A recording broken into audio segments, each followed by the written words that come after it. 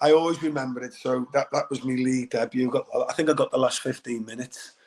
And again, it was like, wow, I've arrived here. I'm part of the first team. Loved it. Lads were great with me.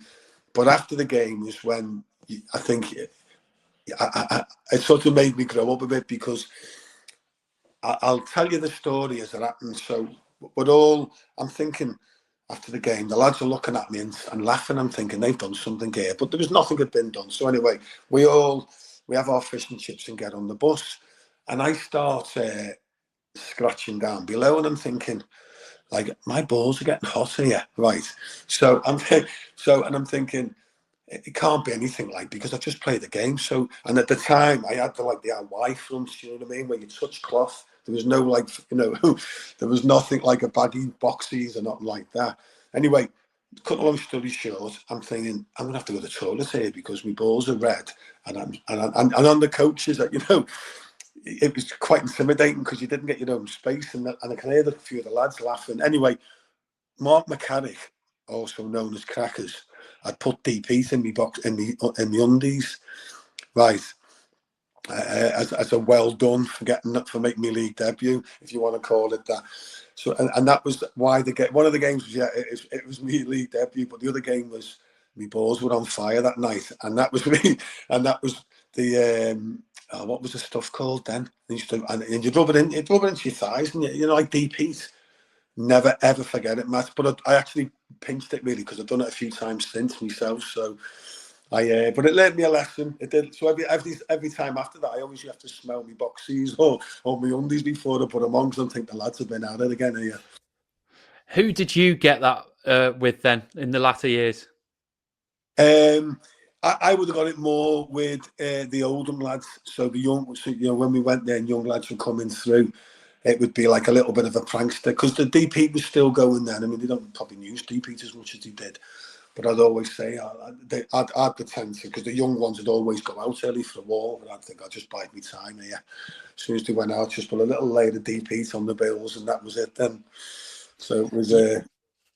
You were far from the only Tranmere person to be caught by that, because Mark Trevor, who you will know, given he was the kit man for many a year, told a great story of how when Tranmere went to Chesterfield away once, Shane Nicholson, who was at that point playing for Chesterfield, broke into the away dressing room and put DP in Les Parry's shorts. And to say that Les was unimpressed would be an absolute understatement. I can imagine. Well, I know the pain it can cause. I mean, to be fair, Matt, I've had kids since, but I'm thinking that could have stopped me having kids. That. How did you find out that it was Crackers? Did he own up to it, or did you have to go around pointing fingers? No, well, that was the big one. I wanted to see whose hands were red. Probably a month down the line, he actually owned up Crackers, or that one of the lads told me that that it was Crackers who'd done it. But I never got Crackers back for that. But you wouldn't. Mark McCarrick was a great lad, but he got called Crackers for a reason. So I just took that one as a loss. In terms of the game itself, obviously more memorable maybe for what happened after than before. But this is the start of your professional journey in terms of playing time. Do you remember much about being on the pitch and what it was like? No, it was just such a buzz. I felt dead proud. I always remember it. And bear in mind, I'd never played at any level before that, but the pace of it was quite quick. Now, probably for someone who played higher, it probably wasn't, but to me, it was. I couldn't get my second wind, and then I'm thinking, wow, you're gonna have to be good to survive at this level. And I know you'd adapt to it, but that was one of the big things. And like I said, it was just this.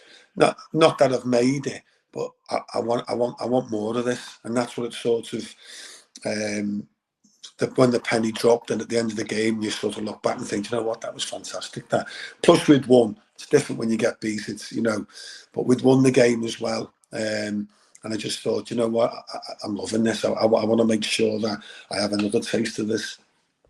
Well, to be fair, a Tranmere team winning away at Newport is an absolute rarity. I think it might have happened once since Newport returned to the league, although granted Tranmere did beat them in the playoff final, which was maybe a bigger occasion. But getting a win down there at Newport is something fairly rare.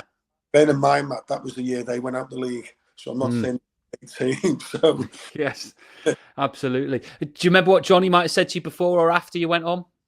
no, he wasn't. No, the boy gone. That's about. I get on there, and that was about it. You know, he wasn't. John King was funny the way he'd speak to you. He'd leave it to you, let you. You know, he just said go and enjoy it, and that was basically it. Fair enough. Yeah, sometimes he was a man of many words, and when he did speak to you, I'm told that it was just riddles anyway. Oh, well, I mean, I've been dropped in one conversation. I know I'm going off what we're talking about with games, but I got dropped once, and somehow ended up playing for the A team on the Saturday.